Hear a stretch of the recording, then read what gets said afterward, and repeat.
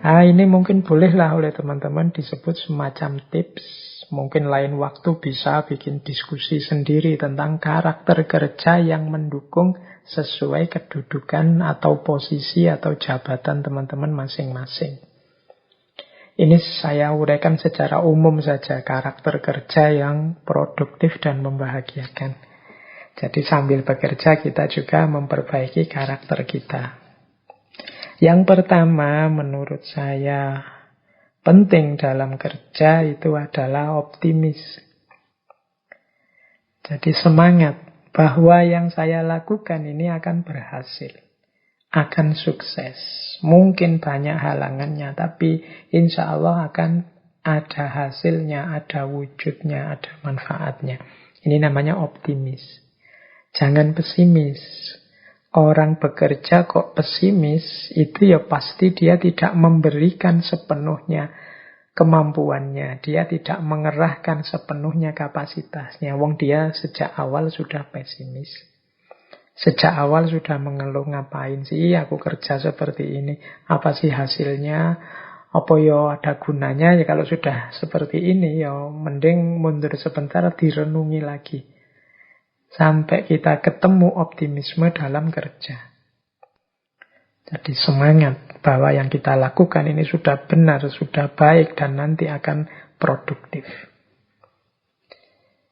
Yang kedua, menjadi diri sendiri. Jadi banyak orang yang tidak bahagia dalam bekerja. Banyak orang yang tidak nyaman dalam bekerja karena dia tidak menjadi diri sendiri.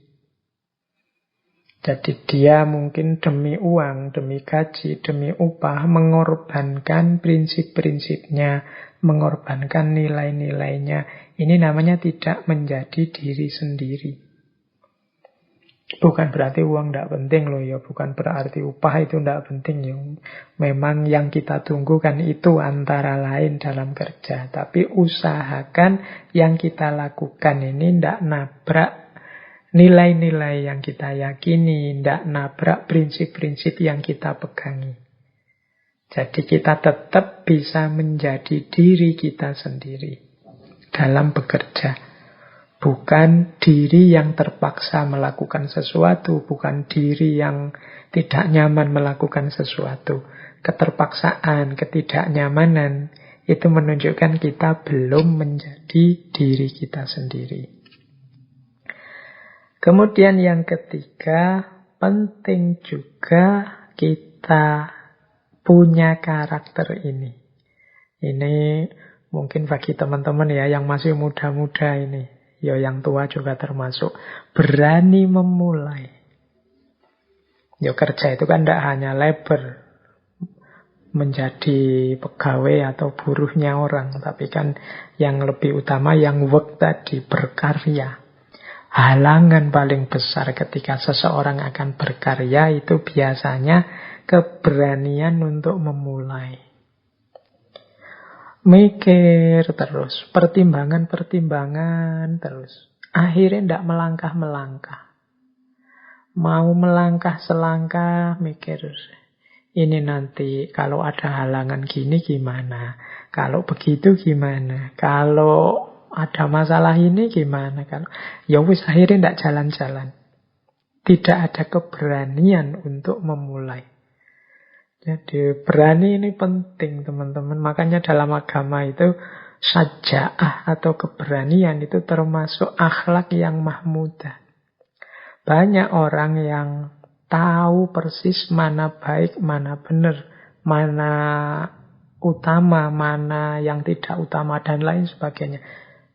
Cuma tidak banyak orang yang mau mengaktualkannya, berani menjalankannya segera. Jadi pertimbangannya macam-macam dulu sebelum menjalankan atau melakukan sesuatu. Nah, maka yuk dimulai, berani. Ini sebenarnya baik, Pak. Ini sebenarnya prospek, Pak. Tapi kalau begini, kalau begitu, terus biasanya terus tidak jalan-jalan. Ayo berani saja. Ada resiko ya. Apa sih di dunia ini yang tidak ada resikonya? Apa Apa sih di dunia ini yang sudah perfect tinggal jalan saja? Kan tidak ada. Selalu ada, butuh perjuangan, butuh keringat, butuh jatuh bangun, apapun itu. Maka beranilah untuk memulai. Dan insya Allah apapun yang kita lakukan, apakah nanti memenuhi target-target yang kita pancangkan atau tidak, pasti ada manfaatnya, pasti ada gunanya, pasti ada hikmahnya. Maka jangan ragu-ragu untuk memulai. Kalau itu memang sesuatu yang jelas baik, jelas benar. Dan sesuatu yang memang kita inginkan selama ini, kita idealkan. Oke, itu yang ketiga ya. Jadi kalau kerja yang kita lakukan itu dengan karakter optimis, menjadi diri kita sendiri dan kita berani memulai, insya Allah menyenangkan kerja ini. Kemudian yang keempat, kalau tadi butuh keberanian, yang keempat ini penting juga, kebijaksanaan. Ada dua hal di titik kita yang menurut saya penting bijaksana apa? Kebijaksanaan untuk mengakhiri dan menerima hasil. Kalau ini butuh kebijaksanaan, butuh kalkulasi-kalkulasi. Berani memulai penting, tapi ada kalanya juga kita harus paham, oh saatnya berhenti. Nah ini butuh kebijaksanaan. Saatnya saya terima saja hasilnya memang seperti ini. Jadi menerima hasil itu kan kebijaksanaan. Jadi hidup ini kan ndak kok mono atau linier saja lurus, saya sudah gerak maju terus ya. Kalau kepentok memang ndak bisa maju lagi, harus sadar, oh memang saatnya harus diakhiri. Saatnya saya terima hasilnya apapun, ternyata ini batas kemampuan saya. Mengakhiri bukan berarti menyerah, mungkin belajar lagi, mungkin diperbaiki lagi untuk kemudian berjalan kembali. Jadi berani memulai dan kebijaksanaan dalam mengakhiri. Oke, ini yang keempat. Yang kelima, kerja itu membahagiakan kalau kita pinter mengelola waktu. Jangan sampai waktunya terlalu panjang, sehingga yang harusnya sesuatu itu menggembirakan, jadinya tidak menggembirakan. Misalnya, kuliah, harusnya sih bisa lulus 4 tahun. Saya mampu lulus 4 tahun misalnya. Tapi kok terus kita terlena, tidak pinter memanfaatkan waktu, tidak pinter manajemen waktunya, akhirnya sampai semester 12, 13, 14 baru mau lulus. Meskipun nilainya cum laude, tapi kan waktu yang panjang itu mengurangi kenikmatan, kebahagiaan, kepuasan kita. Atau terburu-buru. Nah, sehingga hasilnya tidak maksimal. Ini baik terburu-buru atau terlalu lambat. Itu namanya tidak menghargai waktu. Kita harus pinter ngatur waktu. Karena kalau waktunya pas, cocok, sesuai, itu bahagia kita. Nyaman bekerjanya. Tidak dikejar-kejar, tapi juga tidak kemudian terlena, akhirnya malah tidak produktif. Yang keenam, pekerjaan itu akan membahagiakan kalau tidak hanya sesuai target, tapi juga membawa manfaat dan maslahat. Membawa guna, membawa keuntungan. Tidak hanya sesuatu yang menghasilkan. Jadi kan ada kalanya kita melakukan sesuatu, memproduk sesuatu, hasil sih, tapi kok terus tidak ada gunanya. Tidak ada manfaatnya, tidak ada maslahatnya. Kita misalnya nulis, sudah capek-capek nulis karena kita nulisnya ternyata mungkin tema yang tidak terlalu urgent atau sudah terlalu banyak orang nulis tentang itu misalnya, sehingga tulisan kita jadi. Mungkin kita puas, tapi manfaat dan maslahatnya jadinya kurang. Nah ini kan bukan berarti salah, tapi terus bahagianya kita kurang, puasnya jadi kurang. Maka nilai kerja yang menghasilkan manfaat dan maslahat besar, itu akan lebih membahagiakan. Ya, pinter-pinter kita membaca situasi sehingga buah dari kinerja kita membawa manfaat dan maslahat. Tidak hanya sekedar berhasil. Dan yang terakhir, karakter kerja yang produktif, yang membahagiakan, itu adalah yang ada situasi yang lebih baik. Jadi ada proses menuju kondisi yang lebih baik dari sebelumnya. Jadi sebelum saya melakukan ini, Pak, situasinya begini. Tapi setelah saya melakukan itu, akhirnya berubah. Sebelum saya melakukan ini, orang-orang di sini itu, Pak, musuhan semua. Tapi setelah saya ajak musyawarah, saya ajak rundingan, sekarang pada rukun, mau gotong royong. Ini kan ada situasi lebih baik.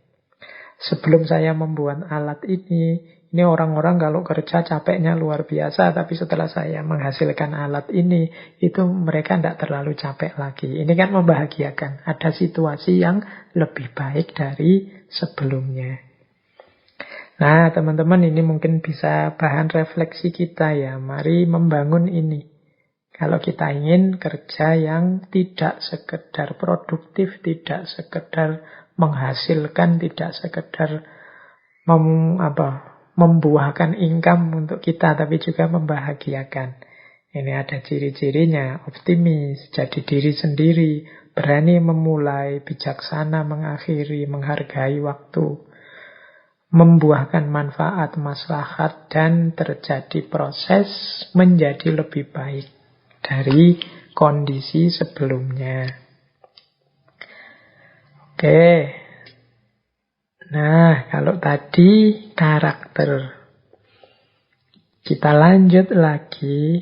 Ini untuk yang memudahkan kerja, karena sejak awal sudah kita urai betapa pentingnya kerja ini.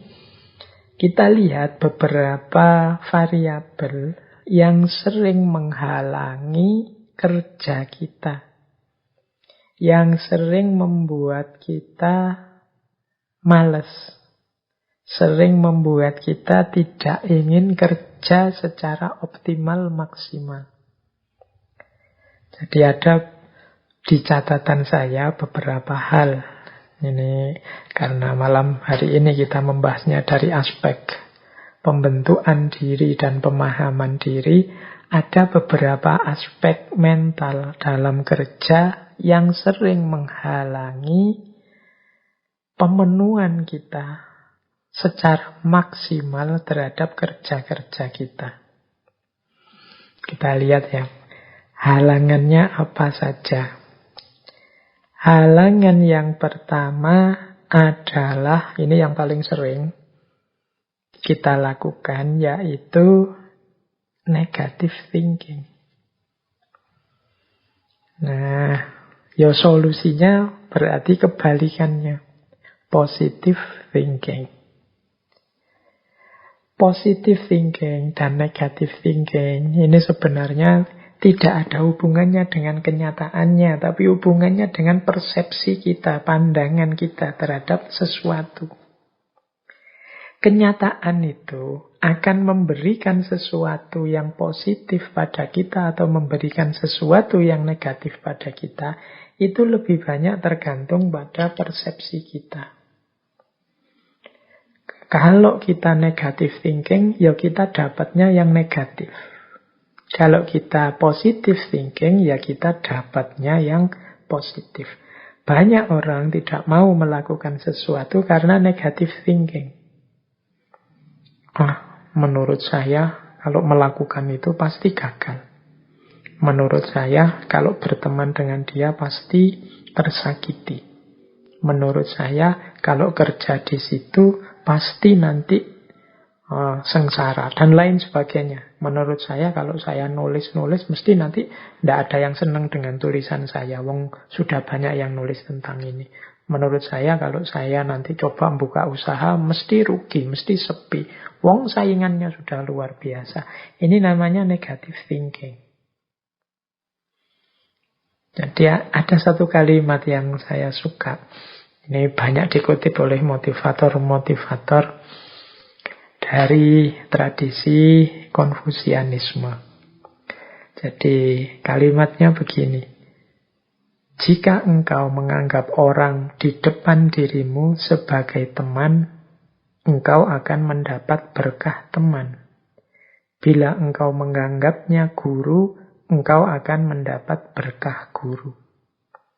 Begitu juga sebaliknya. Bila engkau memberi cap jelek, kotor, hina, maka engkau akan mendapatkan berkah yang sama. Jadi, pikiran kita, tanggapan kita, itu nanti menentukan apa yang kita peroleh. Kalau teman-teman menganggap, misalnya, teman-teman ada teman. Ini sebenarnya teman biasa sih.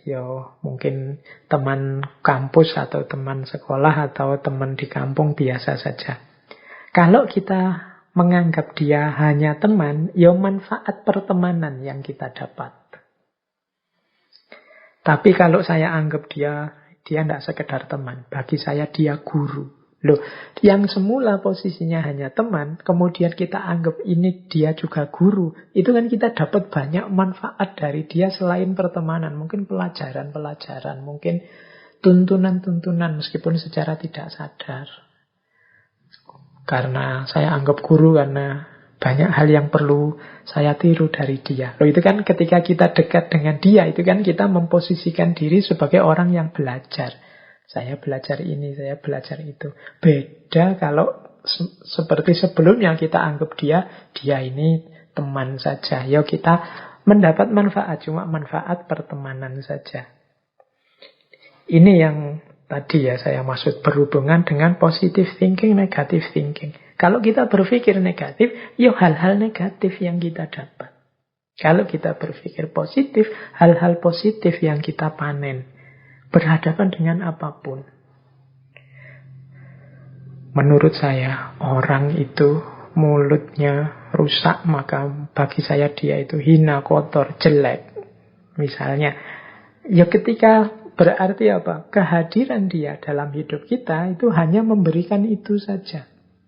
Kita melupakan mungkin jangan-jangan dari selain yang jelek-jelek tadi masih ada baiknya. Tapi kita menutup mata terhadap itu karena kacamata yang kita pakai, kacamata yang negatif. Nah, ini bapak ini menurut saya guru saya, tapi sekaligus bagi saya orang tua saya. Itu kan dari satu orang kita bisa dapat dua manfaat. Tapi misalnya begini. Kamu itu sebenarnya temanku, tapi bagiku sekarang engkau adalah musuh. Loh, pandangan kita bahwa dia ini musuh, itu kan membuat kita kalau berhadapan dengan dia, kemudian jadi hati-hati, tidak mau dekat, kemudian waspada. Kalau dia mau apa-apa, kita curigai dulu, dan lain sebagainya. Jadi perspektif kita, pandangan kita, itu menentukan. Dalam kerja juga begitu, pikiran-pikiran kita yang negatif akan jadi penghalang. Maka kalau bisa, mari mengembangkan pikiran yang positif. Positive thinking. Jangan negative thinking. Nah, yang kedua, yang sering menghalangi kita untuk kreatif, produktif dalam kerja adalah ego. Jadi ego itu sudah, apalagi ego dengan definisi sakarepe dhewe. Kita hanya mencari nyaman kita saja, enak kita saja, asik kita saja. Kita tidak mau lepas banyak energi, kita tidak mau mengeluarkan banyak tenaga, banyak daya, dan macam-macam. Kita kemudian sensitif. Kalau dikritik orang kita, ini namanya ego. Kita merasa paling benar sendiri, kita merasa yang paling bisa segalanya, dan lain sebagainya. Ini namanya ego. Orang yang egonya tinggi, ini biasanya sulit kalau dikritik. Ya ini mengujinya gampang sebenarnya teman-teman, termasuk yang eh, peka ndak atau sensitif ndak, sensi baperan ndak kalau dikritik. Biasanya yang terlalu baper itu menetapkan egonya agak terlalu tinggi. Makanya kalau dia dikritik itu dia merasa orang sedang menyerang dirinya, ingin menjatuhkan dirinya. Nah, berarti apa? Saat kita bekerja, ya kita pinter-pinter kita untuk mereduce, mengurangi ego. Membuka diri, siap dikritik biar kita lebih baik, siap belajar untuk jadi lebih baik. Ini akan membuat kita bisa mengatasi halangan dari ego kita sendiri. Kalau ada orang kritik, ya sadari saja bahwa ya saya ini manusia, memang tidak selalu benar, kadang-kadang alpa, kadang-kadang khilaf, kadang-kadang keliru. Dia sebenarnya ngeritik bukan benci saya, tapi ada bagian tertentu dari diri saya yang tidak pas. Yang mungkin menurut dia harus diperbaiki. Jadi terima kasih saya dikritik. Jadi yang dikritik itu, yang diserang itu sebenarnya bukan saya, tapi bagian tertentu dari diriku. Mungkin pikiranku, mungkin perilakuku ketika aku begitu. Mungkin saat aku melakukan ini. Nah, ini membuat kita lebih nyaman. Jadi sehingga kita bisa melakukan perbaikan diri terus-menerus. Kalau ego kita tinggi dalam kerja biasanya sulit maju. Kita merasa sudah jadi orang penting, jadi orang besar. Ternyata tidak, karena kita tidak mau noleh kiri kanan. Kita tidak tahu bahwa ada banyak usulan bagus. Ada banyak kritik-kritik yang lebih membangun di kiri kanan kita. Baik. Nah, yang ketiga, agar kerja semakin optimal, penting bagi kita untuk belajar terus-menerus. Terhadap apapun, tentang apapun. Jadikan segala sesuatu, segala peristiwa, segala fenomena yang kita hadapi sebagai ayat. Ayat itu kan sesuatu yang kita baca, kita pahami, dan kita ambil manfaatnya untuk hidup kita. Jadi kita mengambil iktibar, kita mengambil pelajaran dari apa saja. Termasuk mungkin dari orang-orang yang membenci kita, atau dari orang-orang yang memusuhi kita, merusak kita, menyulitkan kita. Saya ingat ada satu kalimat dari Buddha yang beliau menyatakan pada akhirnya kita akan sangat berterima kasih pada orang-orang yang membuat kita sulit. Mengapa orang-orang yang membuat kita sulit inilah yang membuat kita tahan banting, yang membuat kita berkembang jadi lebih baik, yang mengasah kemampuan kita, yang mendorong kita untuk jadi yang lebih tangguh. Ini berarti kita bisa mengambil pelajaran meskipun pada orang yang menyulitkan kita, memusuhi kita. Dari segala sesuatu. Ini persis kalimat yang sering kita pakai kan, mengambil hikmah dari apapun. Nah, ini akan semakin membuat kita aktif dan produktif. Tidak lagi macet, mandek, dan malas. Nah, yang keempat adalah move on, moving forward. Ayo maju terus, jangan menyerah, jangan merasa sudah selesai atau jangan merasa terlalu cepat puas. Masih ada banyak manfaat, maslahat, kreasi, produktivitas yang bisa kita hasilkan. Moving forward. Moving forward ini yuk maju terus. Nggak mandek di satu titik. Saya membayangkan kayak anak-anak kita, adik-adik kita kalau main game itu. Kalau kita main game itu kan, misalnya main game di satu level, itu kan kita mati-matian segala daya, segala tenaga kita kerahkan untuk menang di level itu.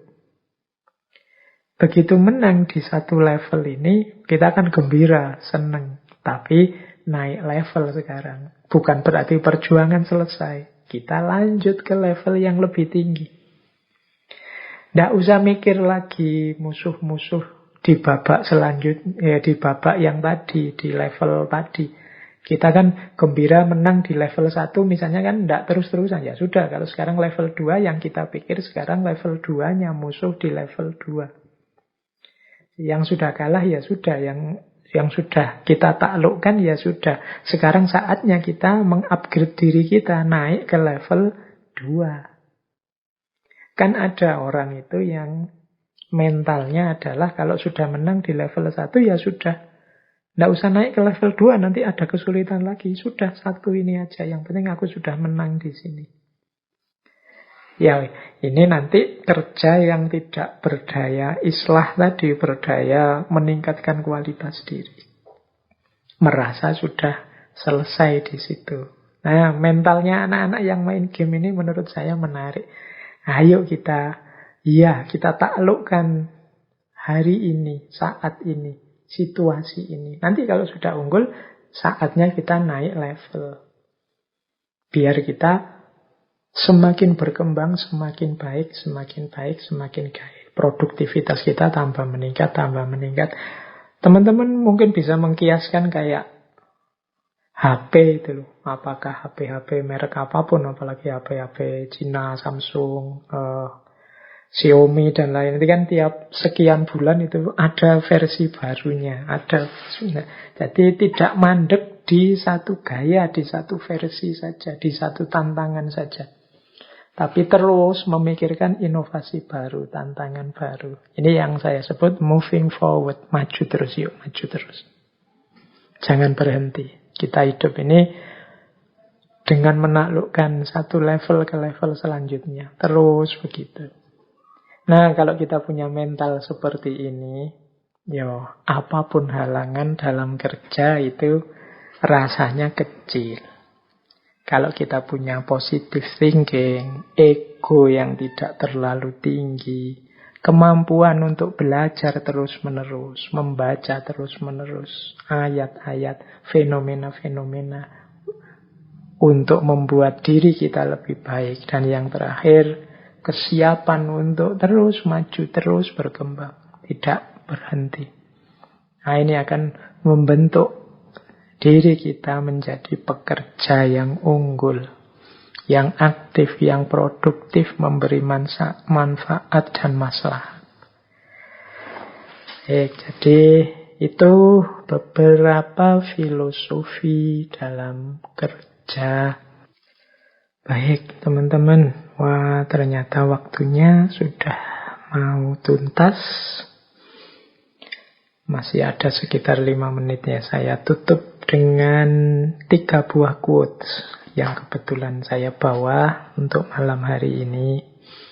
Yang pertama, quotes dari Khalil Gibran.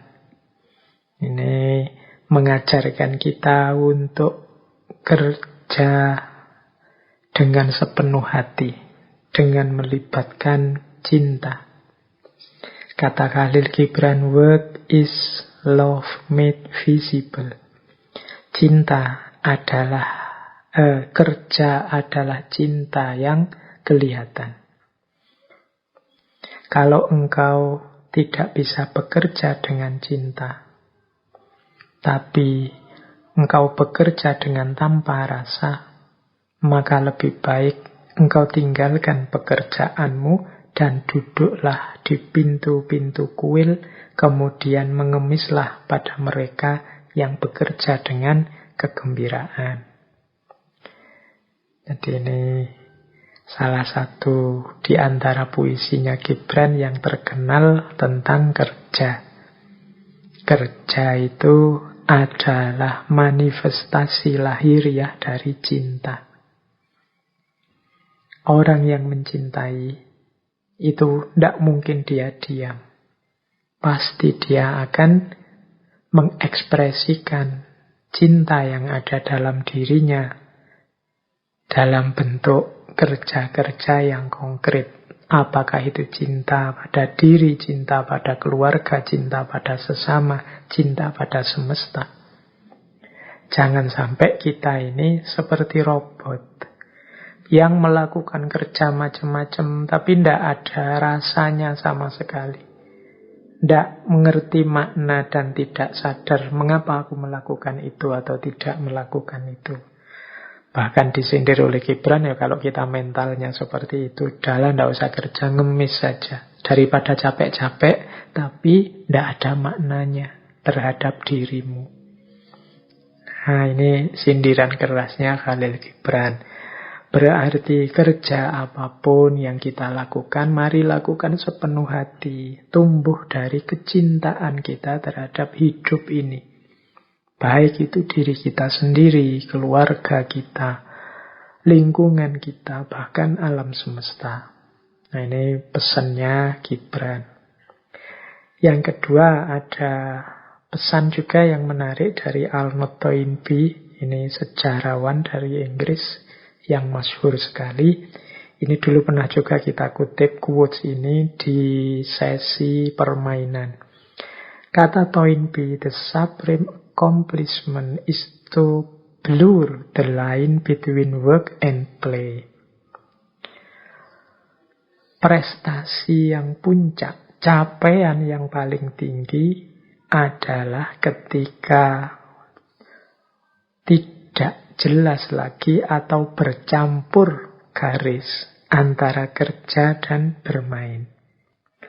Jadi kita ini sukses dalam kerja kalau kita mampu bekerja sebagaimana kita bermain. Bermain itu kan capek seperti bekerja, butuh pikiran, butuh daya, butuh tenaga. Sama capeknya kayak kerja. Tapi dalam bermain kita merasakan kegembiraan, kebahagiaan. Maka puncak capaian kita dalam bekerja adalah kalau kita merasa segembira dan sebahagia sama seperti saat kita bermain dalam kerja. Jadi kalau kita bekerja kok gembiranya dan bahagianya sama seperti kalau kita bermain, itulah supreme accomplishment, capaian yang paling puncak. Yo, monggo teman-teman dengan strateginya masing-masing bagaimana nanti bisa mencintai dan menggembirai apapun kerja yang kita lakukan. Terakhir, ini dari Napoleon Hill. Don't wait, the time will never be just right. Jangan menunggu, jangan banyak alasan, jangan mencari dalih-dalih untuk memulai satu pekerjaan. Karena the time will never be just right.